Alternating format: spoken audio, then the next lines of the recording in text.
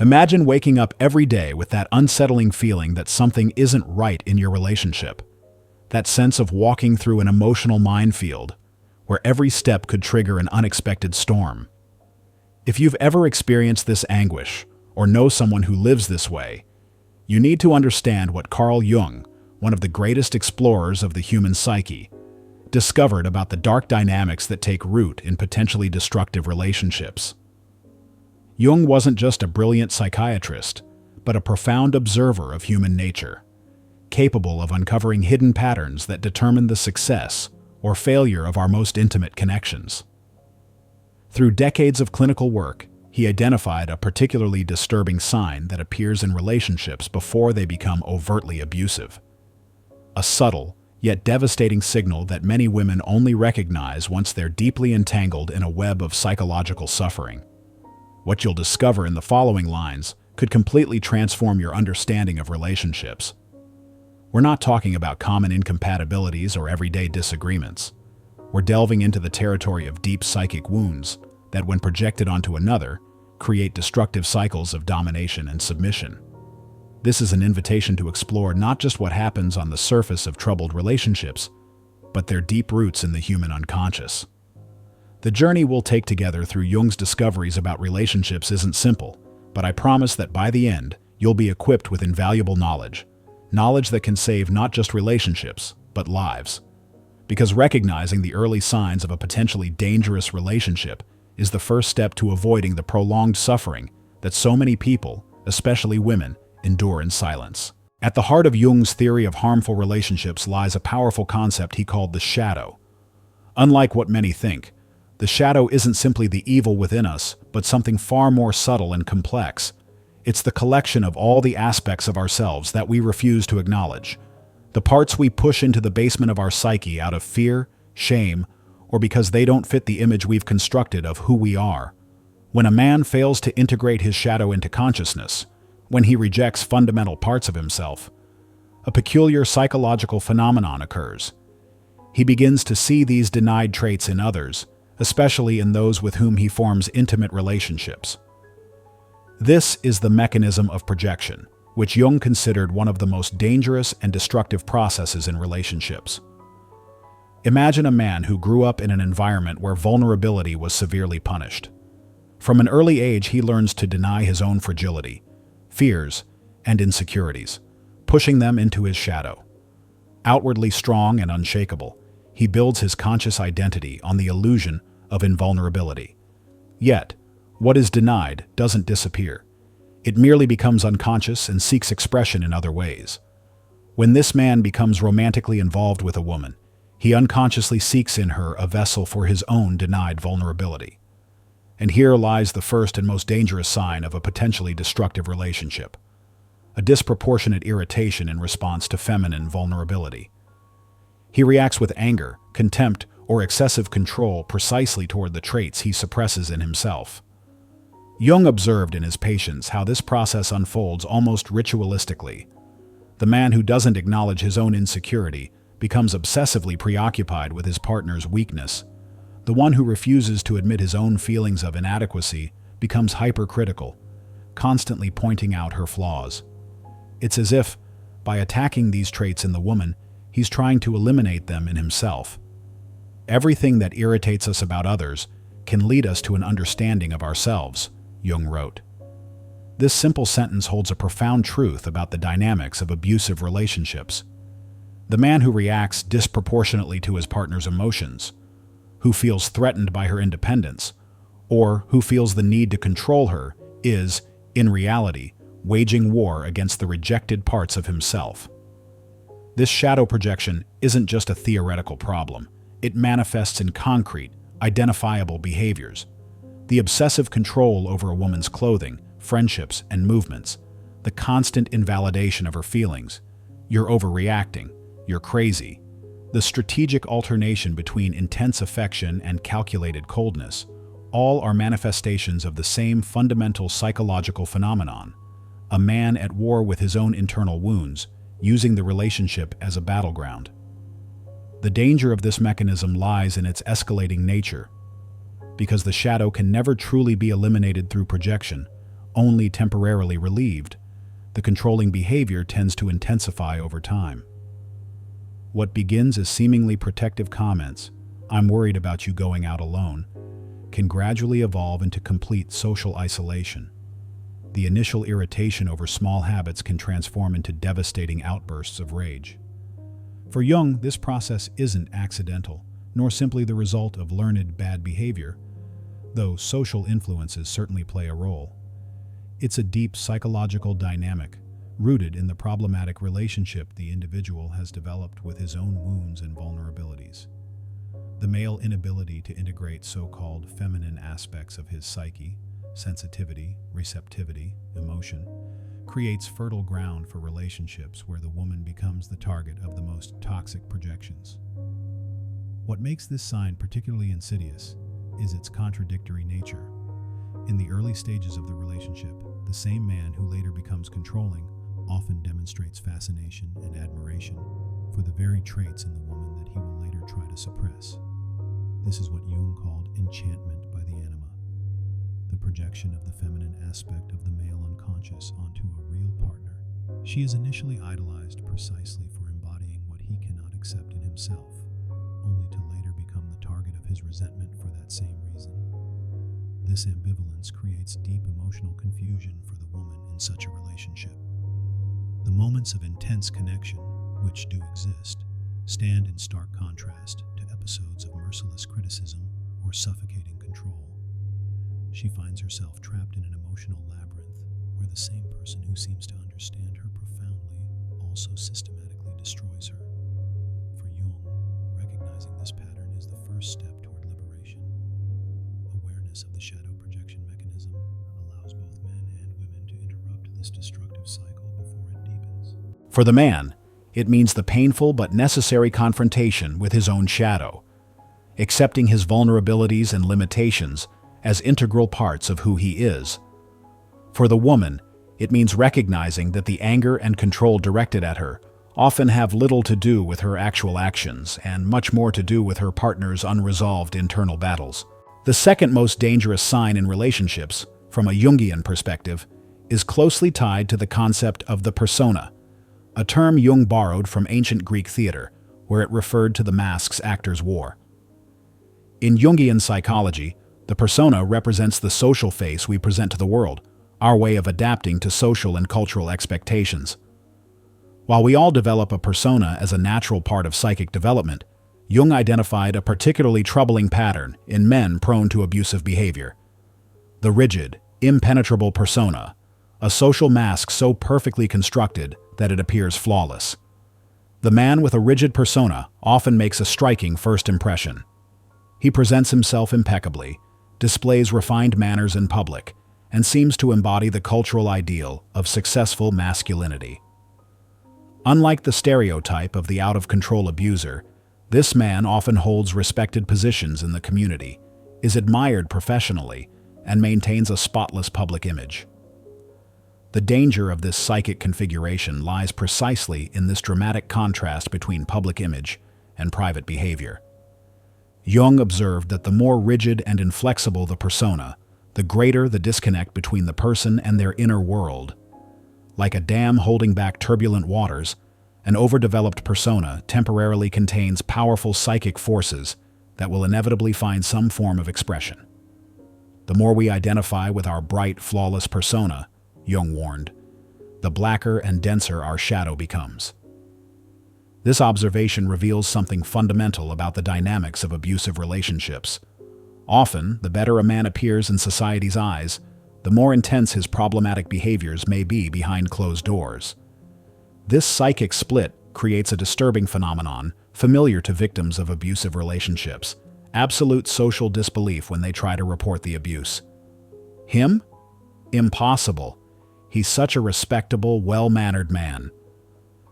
The perfection of the persona thus becomes an additional shield for abusive behavior, further isolating the woman who experiences this man's hidden side. The signs of this excessive persona rigidity are subtle but identifiable in the early stages of a relationship.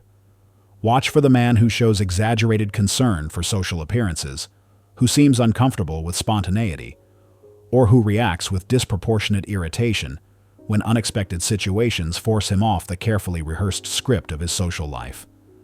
Particularly revealing is the ability to instantly switch off abusive behavior when others enter the scene. The control over this transition, from intense rage to cordiality in seconds when the doorbell rings, demonstrates the degree of dissociation between public identity and private behavior. This isn't mere hypocrisy, but a deep psychic split that Jung would consider symptomatic of severe personality disintegration. Another troubling sign is what we might call forbidden zones in the man's personality, topics, memories, or aspects of himself that are categorically off limits for discussion. The woman quickly learns that certain subjects are untouchable, certain questions unthinkable, certain parts of her partner's past are minefields that trigger disproportionate reactions if mentioned. Jung would argue that this extreme compartmentalization signals that significant parts of the personality have been exiled into the unconscious, where they remain unintegrated and potentially destructive. The more forbidden zones a man has in his personality, the more psychic energy is required to maintain his persona intact, and the greater the likelihood of uncontrolled explosions when his psychological defenses momentarily fail. The emotional expression of these men also follows a characteristic pattern. Jung noted in his male patients with this profile a striking inability to experience the full spectrum of human emotions. They often recognize only two emotional states: complete control or overwhelming anger. Emotions like sadness, fear, insecurity, or tenderness are experienced as threats to their masculine identity and quickly converted into irritation or fury. This emotional poverty, another face of the rigid persona, manifests in relationships as a fundamental inability for genuine empathy. The man may simulate understanding, say the right words, but there's a lack of authentic emotional resonance. Women often report the disconcerting sensation of being emotionally alone, even in their partner's physical presence. A paradoxical loneliness that can be more painful than literal isolation. For Jung, this psychic configuration represents incomplete personality development, a failure in the individuation process that should lead to the integration of all aspects of the self. The man trapped in the rigidity of his persona remains internally fragmented, unable to access the totality of his human experience. And this fragmentation inevitably manifests in intimate relationships, where the private space becomes the only outlet for repressed psychic energies. The danger of this dynamic is amplified by these men's tendency to seek partners who complement their internal imbalance.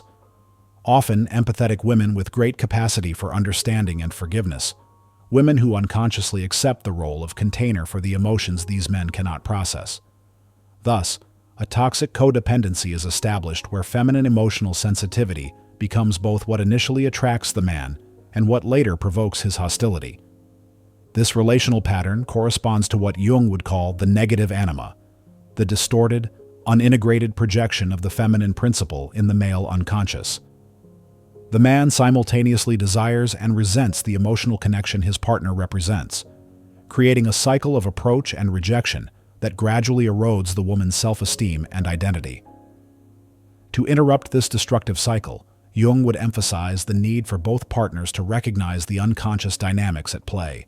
For the man, this means the painful process of questioning his rigidly constructed persona and beginning to integrate the rejected aspects of his personality. For the woman, it means recognizing that it's not her responsibility to fix or save her partner at the cost of her own psychic and physical integrity. Recognizing this pattern in the early stages of a relationship can literally save lives. An excessively perfect persona, far from being a positive sign, should be viewed with the same caution as a beautiful mask, always wondering what might be hidden behind it. To fully grasp what Jung identified as one of the most dangerous signs in relationships, unconscious hostility directed at the feminine principle, we must delve into one of his deepest and most controversial concepts, the negative mother complex. Jung observed in his clinical work that many men who develop destructive behavioral patterns in relationships carry within them a deeply troubled relationship with the archetypal image of the feminine, often originating in their first and most fundamental relationship with a female figure, the mother.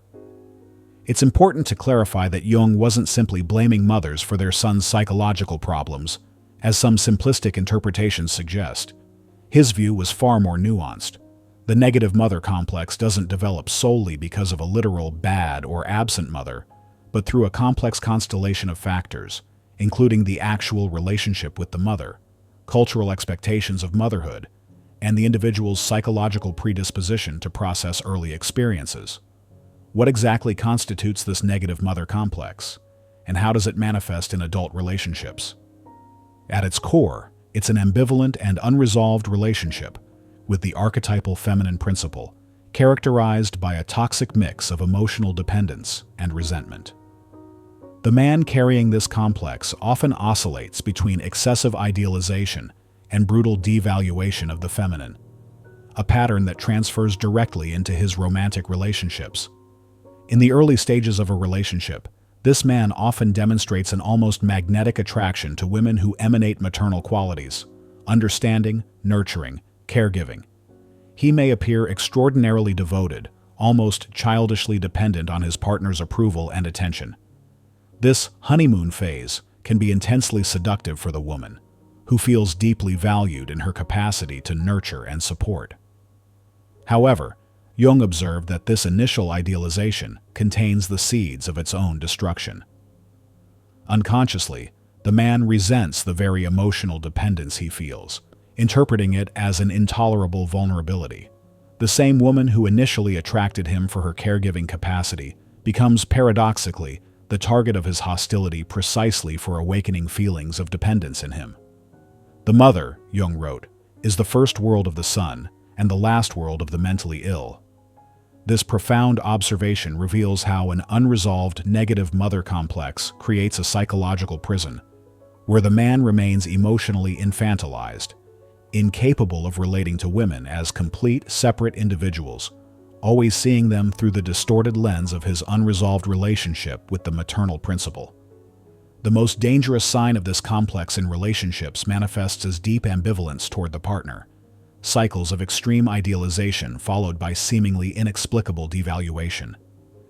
When Jung spoke of this pattern in his lectures, he often used the metaphor of the tide, continuous approach and withdrawal, as if the man were simultaneously starved for connection and terrified by it. Even more troubling is these men's tendency to react with intense anger when their partners express their own needs. For the man dominated by the negative mother complex, the woman exists primarily as a function, as a provider of emotional care, not as a being with independent desires and needs. When she inevitably expresses her own needs, his reaction is often disproportionate, as if she's violated an unspoken contract. This pattern manifests in concrete behaviors that serve as early warning signs in a relationship. Irritation when she mentions being tired after a long day. Impatience when she's ill and temporarily can't prioritize his needs. The subtle but persistent expectation that she be emotionally available at all times, while he allows himself frequent unavailability. Jung also identified a curious phenomenon regarding these men's sexuality. The negative mother complex often generates an unconscious split in the male psyche between the image of the holy mother and the sexual woman, a division that makes it extremely difficult for these men to integrate emotional and physical intimacy with the same person. This may manifest as loss of sexual interest in the partner once she demonstrates maternal qualities, such as after having children, or paradoxically, as an inability to maintain sexual interest in women for whom they feel genuine emotional connection. This split creates an impossible situation for the woman in the relationship. If she responds to the man's emotional needs, she risks being sexually devalued. If she prioritizes physical connection, she may find her partner incapable of true emotional intimacy. This is what Jung would call a psychological double bind, a no-win situation where every move seems to lead to failure. The most destructive aspect of this complex is the man's tendency to project his own feminine shadow onto his partner. Parts of himself he considers too feminine. Vulnerability, dependence, emotional neediness are rigidly repressed and then projected onto the woman, who becomes the target of criticism precisely for the qualities he can't accept in himself. You're too emotional. You need too much attention. You're too sensitive. accusations that often reveal more about his insecurities than about her actual behavior. This dynamic creates an atmosphere of insidious gaslighting where the woman is constantly led to doubt her own perceptions and needs. What makes this pattern particularly hard to identify is its contradictory nature. The alternation between moments of seemingly profound understanding and episodes of brutal invalidation creates deep emotional confusion that gradually erodes the woman's trust in her own judgment. For Jung, overcoming this complex would require the man to courageously confront his own ambivalent relationship with the feminine, both externally and internally. It would mean recognizing and integrating the feminine aspects of his own psyche, what Jung called the anima, rather than defensively projecting them onto his partner. This integration process, however, rarely occurs spontaneously and often requires the painful catalyst of a significant relational crisis. For women, recognizing this pattern in the early stages of a relationship can be crucial for their psychological and even physical safety. Intense ambivalence toward the feminine, manifested as oscillations between excessive idealization and merciless devaluation, should be understood not as a normal process of mutual discovery, but as the sign of a deeply rooted complex that can grow increasingly destructive over time. Jung would warn women to carefully observe how potential partners speak about their mothers and other important female figures in their lives. The man who consistently devalues, ridicules, or demonizes female figures from his past will likely transfer these same patterns into new relationships, no matter how perfect his partner tries to be. In Jung's intricate mapping of the human psyche, few concepts are as fundamental for understanding destructive relationship patterns as the anima, the personification of all feminine elements in the male psyche. For Jung, every man carries within an inner image of the feminine, formed through personal experiences, cultural influences, and collective archetypal memories. What makes this concept particularly relevant to our discussion is that Jung identified in a man's relationship with his own anima one of the most reliable indicators of his capacity for healthy relationships with real women. The man whose anima remains unconscious and unintegrated tends to project this inner image onto the women he's involved with, creating a fundamental distortion in perception that can easily devolve into abusive patterns. Until you make the unconscious conscious, it will direct your life, and you will call it fate, Jung warned. In the context of relationships, this observation reveals how the man who hasn't confronted and integrated his inner feminine remains prisoner to compulsive projections that distort his ability to see the real woman before him. How does this unintegrated anima concretely manifest in potentially dangerous relationships? One of the most revealing signs is the tendency to alternate between extreme idealization and merciless demonization of the same woman, often without clear external triggers. The man with an unintegrated anima may initially see his partner as the perfect embodiment of his inner feminine ideal, attributing to her almost supernatural qualities of understanding, beauty, and goodness. This initial idealization, what Jung called enchantment by the anima, can be extraordinarily seductive for the woman who receives it. To be seen as perfect, as possessing near mystical qualities, can create an initial sense of profound connection. However, this idealization contains a fundamental danger. It's not based on perception of the real woman, with all her human complexities and contradictions, but on the projection of an unconscious image the man carries within.